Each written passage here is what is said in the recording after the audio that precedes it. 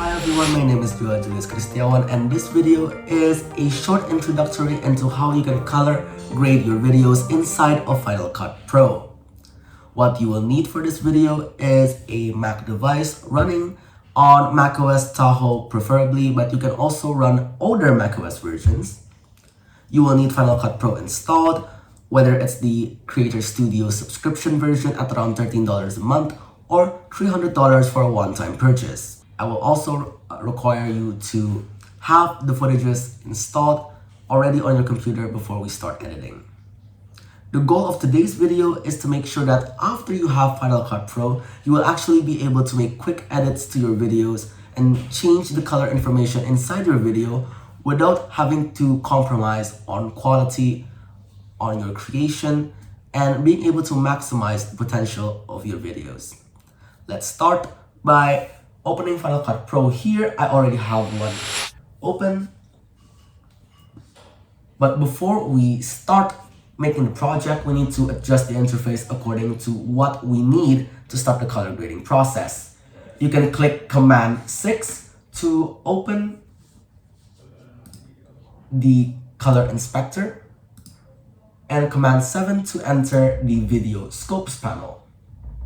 You can also go to Window and click Show in Workspace and click on Comparison Viewer to show this area.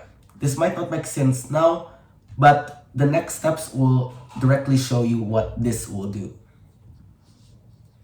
You can click on Open Library and I will click to press a new one. Let's create a project. The video settings that you will need to configure is purely subjective.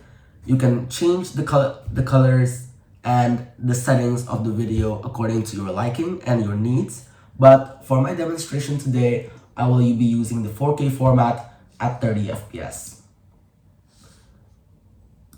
You can drag the image or the video inside.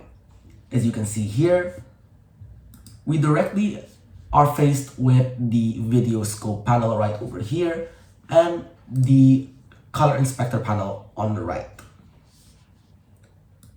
The next step is for you to identify three things. The first part is identifying the main frame that you want to use as the anchor for the color grading process. I would like to use this frame. I think it looks silly and perfect for this color editing demonstration. I can save the frame using the comparison viewer that we have shown earlier. So I can save the frame here, and as I move, the frame will stay still on the very left. Now you will see that on my video scope panel, there is something called the RGB Overlay. You will also need to pay attention to this while we are editing. There are two marks that you primarily need to focus on, which is the 100 and the 0 value. If it goes over the 100, it means that the video is too bright. If it goes to 0, it means the video is too dark. As you can see, the video is really dark, and what we can do to lighten it up is by adding the first layer of our color correction, the color wheels panel. 4 wheels appear inside of your panel. What you can do is increase the global brightness. Global typically refers to the whole general color inside of your video. Increase it to around 50 to 75. After you have done it, we will need to create a shadow. The next step is for you to adjust the shadows to add contrast by lowering the brightness of the shadows to make the areas darker. Adjust the color of the shadows if you need to match the scene. I primarily will choose the color yellow. I think it will suit the shadows for now. The next step is to adjust the highlights to bring out the details. If you see striking details inside of your videos, it's called highlights. You can look at the RGB overlay, and while looking at it, you can increase the brightness of the highlights for the important bright details to appear, such as the grass behind her, but not too high until it reaches 100. Thankfully, it is not reaching 100 now. and I can change the highlights for a greener look for the grass to appear. I will increase the shadows because it's reaching 0. The next step would be to balance the overall colors using something called the midtones.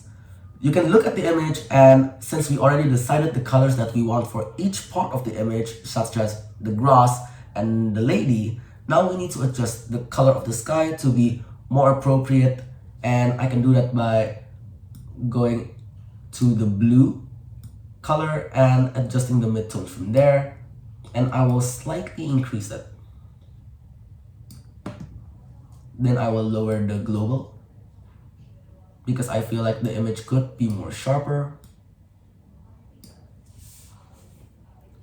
This is the first color correction that we did, and compared to the first frame, you can see that we did a lot of changes already. But this is not the end of this tutorial. You still need a much more clear sense of depth using contrast inside of the video. Using shadows isn't enough. The next step is to add something called the color curves correction.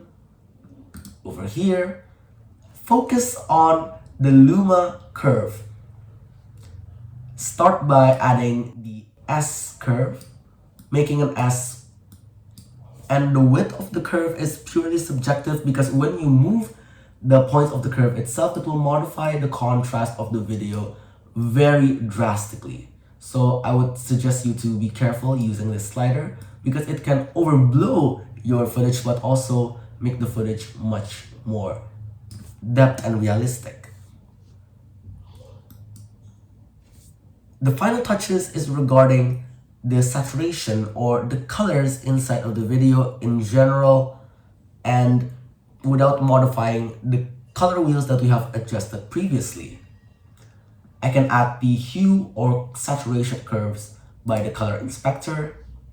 There are a lot of curves that you can adjust, but I would focus your attention on the saturation versus saturation.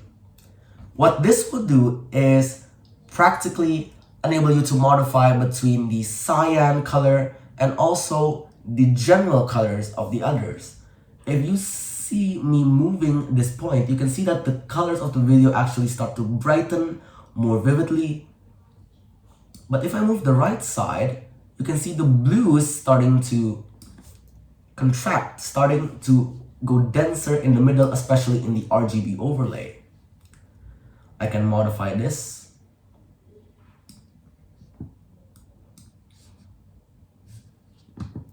You can add this gentle curve to lower very strong colors or even increase the colors. But what you will notice after using this, there might be something called artifacts. The next step would be going back to the color wheels and adjusting the final touches from here.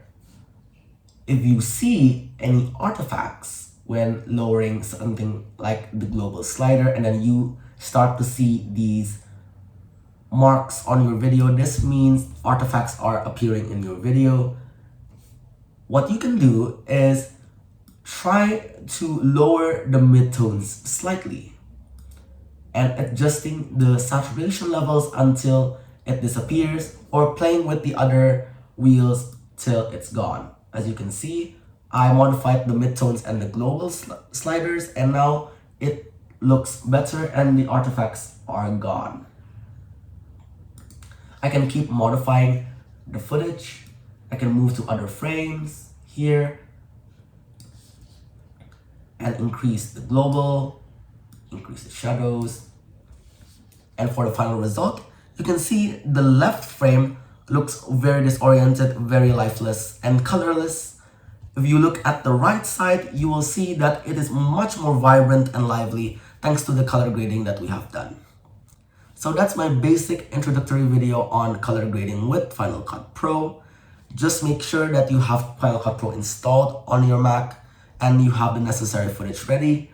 And if you follow the steps correctly in this video, you will start to see a difference in the videos that you can create. That's all for today. Thank you for tuning in and I hope to see many great creations coming from you today.